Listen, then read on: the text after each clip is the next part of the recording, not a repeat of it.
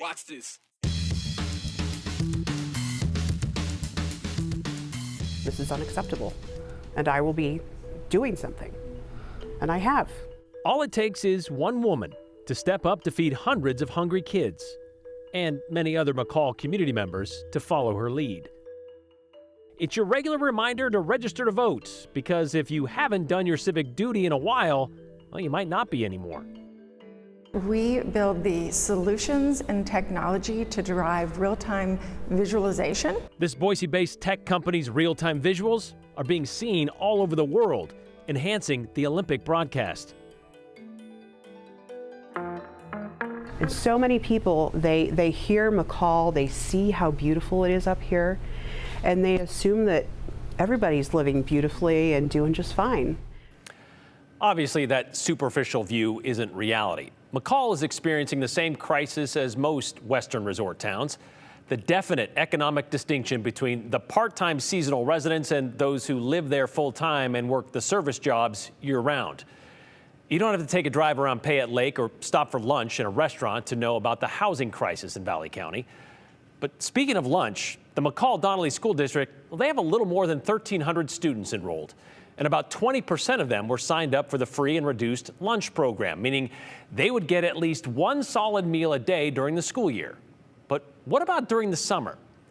This summer, that wasn't an option for two reasons: state and local government. For 2 years in a row, the state of Idaho either refused or neglected to participate in a federal program to provide debit cards to pay for food for kids during the summer. It would allow for a family to get a debit card for $120 per kid for the 3 months they're out of school. It was a program born out of the pandemic to cover for the loss of the school meal safety net.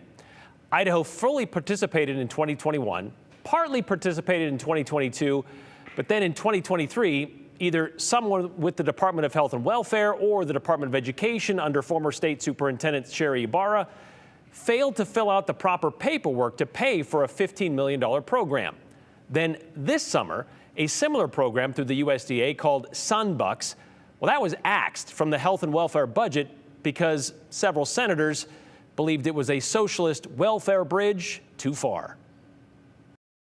Having grown up in the Fort Soviet Union, this looks like ration cards to me. The state will feed you, clothe you, and shelter you, but there's something in exchange. I think generally we'd be opposed to universal basic income, universal housing, universal food service.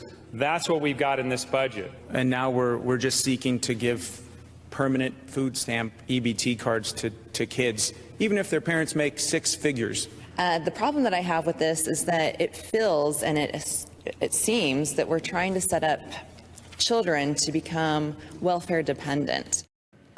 That's what it feels like. Well, the health and welfare budget failed by a vote of 10 to 25, but passed later that day without the EBT program included. So very quickly, though, it's worth pointing out the income limits for the debit card program are the same as what it takes to qualify for food stamps, and it's not six figures. There was a worry during that debate that kids could just walk into convenience stores and use the card to buy, say, Monster drinks. They can't. And according to USDA data, convenience stores accounted for only 5% of food stamp redemption in 2021. Also, there is a work requirement for food stamps, and in 2023, Idaho extended those requirements to 30 hours per week. So this denial left about 107,000 eligible Idaho kids, according to the Food Resource and Action Center, without that option to eat this summer. Yeah, but you're probably asking, aren't local school districts already providing summer lunches? Well, most do, yes, but not all. For example, the McCall-Donnelly School District wasn't offering free lunches this summer. They did it during COVID, and they're looking into doing it again next summer, but that did leave a gap of about 3 months this summer for about 200 kids. And it took one person to take notice. 3 days a week. All right. For the last 2 months. So I'll get these all lined up, and then we can load up the bananas. Elisa Carnegie could be found. Okay. In. That breeze feels good. So right now I'm calling it the McCall Summer Food Program. And out. All right. And then back in McCall's Community Center kitchen. So we're having ham and cheese today, courtesy of the Forest Service and the food bank. I need 2 assembly line people. Sorting sack lunches. I can do that. We need sandwiches over there and veggies and dips. Wasn't exactly how Elisa planned to spend her summer. It's not often you see somebody wants to do something. I'm one of those people that if there is a need, I'm going to get in there and try to help. Kids not being fed in the summer is not okay. Right now, I'm making the sandwiches for the 2 boys that have pork allergy, since we're serving ham and cheese today. But Elisa, I filled a few lunch bags in my day, is not alone in this endeavor. and now you see so many young families not being able to do what we did with our kids. Anything to help that actually happen so that people can have the experience we had raising our kids here, super important. The juice is in here. The community has come together because the need is so great here, and often these kids are forgotten about. They were forgotten, Elisa says, when Idaho neglected to opt into a $15 million federal debit card program in 2023. Then again, when Idaho's senators rejected a similar proposal for this season. And finally, this past spring, when the local school district didn't have plans to provide a summer lunch program of its own. I thought, wait a minute, this can't be good for our families. And I'm thinking about who I see every day in our community. But thinking about it, all right, so drinks wasn't enough for Elisa. Well, my first focus was, there's no way a kid is going to go without food on my watch. I have a Southern Italian mother. We do not do kids going hungry. She says her first phone call was to the school district. Is it 10:45 already? To find out how many would be losing out on lunch. Last year, the McCall-Donley School District had 267 kids signed up for the USDA free and reduced meal program. Of those 260 kids, 205 were signed up for free meals. That is an indicator. They can help themselves to juice, and there's water, and grab a lunch bag. That is an indicator of the need in this community, because it is hard right now for people who are just trying to get through everyday life. That's a situation I'm so glad you guys are here. Elisa is familiar with. Because I've been there. My family has been there. We actually experienced homelessness when we were in Vancouver. Several years ago, her husband was diagnosed with a brain tumor, while Elisa was struggling with an autoimmune disease. There we go. They spent 7 months in a homeless shelter, so she knows how tough it can be to go without. And are you seeing it here? I'm seeing it here. It's frightening because we don't have the resources up here that I had access to in a more urban area, and I feel like it is absolutely our responsibility as a community, especially a smaller community, a smaller rural community, to step up. Does anybody need anything? From that first phone call to serving that first lunch in June, they have. We put it together in 5 weeks. All volunteers and donors, all of it. I never have to worry about not having help. Nor does she have to worry if anyone will show up. I think it's been amazing for this community. I like to tell people I have the best job. I have the best job. Elisa just hopes filling 40 to 50 bellies a day is enough. Oh, it's more than a full-time job. It's more than a full-time job. I would do it 10 times over, though. Absolutely. Did you have a good lunch? Did everybody get enough to eat? Yep. I cried more tears of joy since I started this than I have probably in an entire decade. See you later, Gators. Bye. Bye. Thank you for coming. Thank you. You know, humanity is a beautiful thing, and we should all embrace that more. I'll see you next time. The McCall Summer Food Program filled a need so quickly they expanded to include Donnelly 2 days a week. And all of it is done by volunteers and donations, as you heard. Some of you may be thinking, well, this is a good example of why we don't need government programs. This should be handled locally by the community. And Elisa agrees, somewhat, but she says since it's the government in Idaho that has made legislative choices to make things more difficult for families, well, the government should supplement some of these programs at least. At least they can help with some food, she says. The McCall-Donley School District told us today it's always been the plan to start their summer food program in 2025, so next summer, and they hope to stick to that. That's a good example of why local elections matter. And speaking of that, there is one coming up in 89 days. And if you haven't already, it's a good reminder to register to vote. You likely hear that a lot, a reminder to register, right? But how often are you given the option to unregister? Well, it's happening in Georgia. Voters in the Peach State can cancel their voter registration online. All they need is some personal identifying information like a driver's license or a social security number, and they can be removed from the rolls. They can remove themselves from the rolls. The state of Georgia says it will help lead to fewer clerical errors. But what about all this election integrity we've been hearing about and the threat of someone else canceling your registration? Is that a possibility in the Gem State? Purging voter rolls already happens in Idaho, but not by random people. Joe Paris addresses some of your concerns with Idaho's Secretary of State. An email into the 208 inbox. Title, Voter Registration Being Purged. Seems like a big deal, the viewer tells us, leaving a link to a populated post from Reddit on voter registration. The conversation dives into a variety of topics related to voters being removed from Idaho rolls. The original poster talks about having their voter registration revoked, going on to say that an election official told her 57,000 people from across the state have been purged as of July 1st of this year. I just want to reassure Idahoans that we have a lot of steps in place between our office and the county clerk's offices to manage the voter registration process. Secretary of State Phil McCall runs Idaho's elections. He says that, yes, voters are removed from voter rolls here in Idaho, but it's not political or personal. It's just part of the law. On a monthly basis, we're going through and removing people who are deceased, removing felons through the Department of Corrections. We are on regular contact with the Department of Transportation to validate voter information. And then every election cycle, after the general election, we go through and we remove any inactive voters. Anyone who hasn't voted in the last 4 years, we remove as really just a safeguard. One commenter posted a Secretary of State's link to a story saying that they removed 74,000 voters from the rolls in 2023.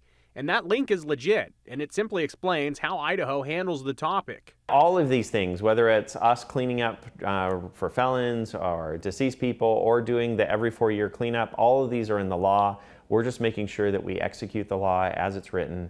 And really, it's been thoughtfully planned out to make sure that we are maintaining and kind of gardening the voter rolls to make sure that they are as current as possible. Another comment provides a solution for people who claim they had their registration removed, fairly or unfairly.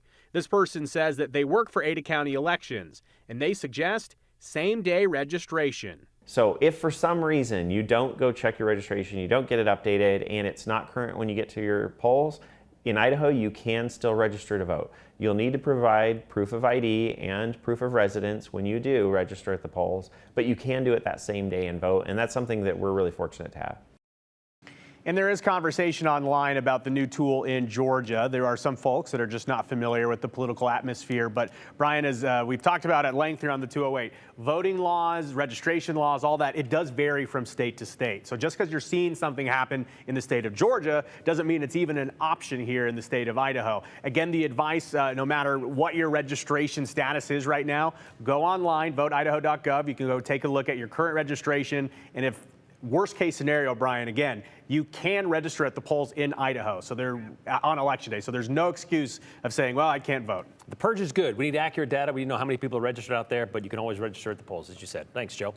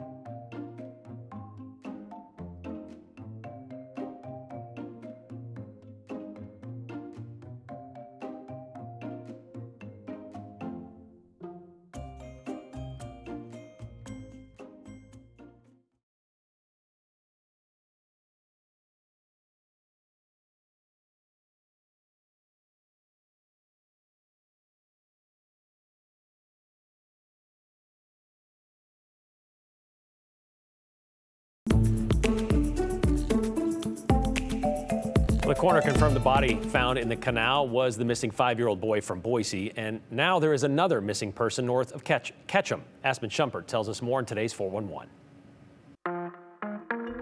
The Paddock Fire on the border of Washington and Gem County has burned over 118,000 acres and is 0% contained. The Washington County Sheriff's Office issued a ready evacuation for people living on 4 Mile Drive, Big Flat Road, Upper Solon Road to South Crane Creek Road. People living north of Baldwin Corner up to Sagehen Reservoir should evacuate now. BLM says the fire is still a threat to buildings. Today, the Ada County Coroner's Office confirmed the body found in a Boise canal yesterday was 5-year-old Matthew Glenn. Boise police say the nonverbal autistic boy wandered away from his birthday party Monday night near his apartment complex on Alamosa Street. Search crews found his body yesterday, Tuesday morning, at the Farmers Union Canal in West Boise. The coroner's office determined Matthew's death as an accidental drowning. Crews in Custer County are searching for 89-year-old hiker Bing Album. He left from the Hunter Creek trailhead last Thursday. Album is 5'10", about 179 pounds. He has brown eyes and white hair. He was expected to finish hiking at the McDonald Creek area yesterday, but Custer County Sheriff's Office says he is not exited yet. Contact the Sheriff's Office at 208-879-2232 with any information. And that's the 411 on the 208. I'm Aspen Shumpert.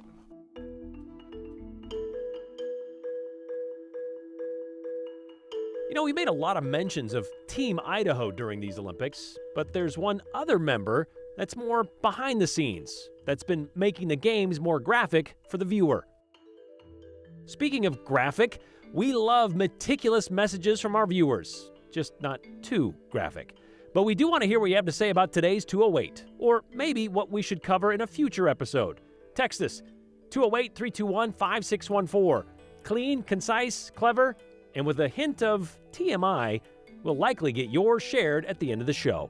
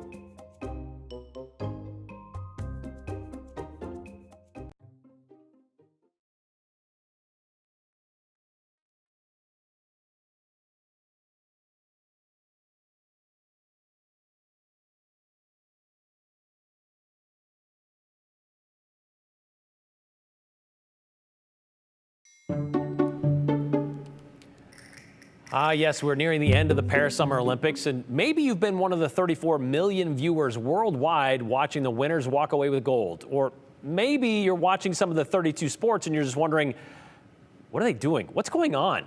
Well, one Idaho company is helping explain the games behind the scenes. So, you know, like, for example, how high Simone Biles jumps on her floor routine, or how much faster Katie Ledecky is than the silver contender that is way behind her. It's called Siverdraft, founded right here in Boise. And they're behind-the-scenes driver they are the behind-the-scenes driver. And Hunter found out it's not the athletes that is keeping them on their seats. You could like get in, lean in. Extended reality. That's crazy. From seeing a design in 3D. So now it's reflecting this room onto the hood of this augmented car that you're looking at. To bringing graphics to life during a big game. Siverdraft is the supercomputing company creating workstations that can handle the demand of these design programs. Clients come to us with what seems like impossible challenges, and we look at it and we look at the full workflow and say, all right, we can do that. Let's make that happen. Amy Guile is the founder of the Boise-based company. She says broadcasters around the world are using this virtual technology. They work with the MLB, NFL, the movie industry, and even the Olympics. The audience member, they're understanding that in a completely different way. That impact of what it is that you're sharing is driven with what we call virtual production or XR graphics. And that just continues to increase. And as you watch the Olympic Games, this Boise company is driving the infrastructure for these broadcast groups, like NBC, to have virtual studios, the ability to fly around Paris in 3D. We just are the enablement behind it to drive the technology and the workflow to support them with these visions that they come up with. And show live data feeds that can follow an athlete's location, pace, and other important stats. Broadcasters are using real-time 3D rendering and camera tracking to add graphics and data into these live event feeds. It's incredible how much is not actually there when you're watching the broadcast, right? Like all of a sudden there's, you know, graphics or statistics that'll come up on the side, or, you know, you see the mascot come jumping through the stadium. For Amy, she says as she watches the games, she's sitting on the edge of her seat. But not just because she's rooting on the athletes to take gold. Do you kind of feel like you're that mom watching, you know, being like, okay, is everything under control? Yes, actually, it does feel like that. I get nervous, or if I see something, what we call ghosting and different things that the regular viewer isn't going to notice, and I'll be like, is that Siverdraft? And then I'll be, oh, phew, it wasn't Siverdraft, right? Or, you know, you just get nervous. She says they design their workstations to handle rain, sand, dirt, any terrain athletes might deal with. Siverdraft also has to. We're doing things and breaking records and doing things that haven't been done in the tech space that takes a lot of nerve to do. Because if you fail, and you fail live, ooh, right? Like that's just not an option. It's just not. And so we're constantly thinking, what if, what if, what if? Okay, solution, backup. It's helping viewers have all the information they need to follow the games, and allowing producers to create incredible visuals that are worthy of gold. We're in a little bit of an Olympics of our own. And after the games are over, Siverdraft will find all the cool things that were made with their systems, and they say they're going to show us those in more details when it's all over. But for now, it's all in the hands of those people who are designing it for the viewers. I remember starting to see some of this years ago. I think it was the Rose Bowl when I started seeing like billboards popping up above the stadium that aren't really there. Yes, this is 100% what their, you know, computer systems might be a way to explain it, are doing. It allows them to do this. The one most recently that people might remember, Nickelodeon, when they did the entire game. Oh, yeah. I mean, it was all powered by some and of the these slime? things. Yeah, and the slime. And again, this is stuff that wins Emmys and Grammys, a lot of the powering systems. Ball trackers for golf, and again, graphics for the Super Bowl. Yeah. It's amazing. It's everywhere. Amazing. It is. All right, thanks, Hunter. All right, we're going to check in with the Olympic medal count. United States adding 3 more golds today to stay in the lead. 94 medals total, 27 of them gold. China In second place, 65 medals, 25 gold. Great Britain and Australia, France, Great Britain, and Australia round out the top 5.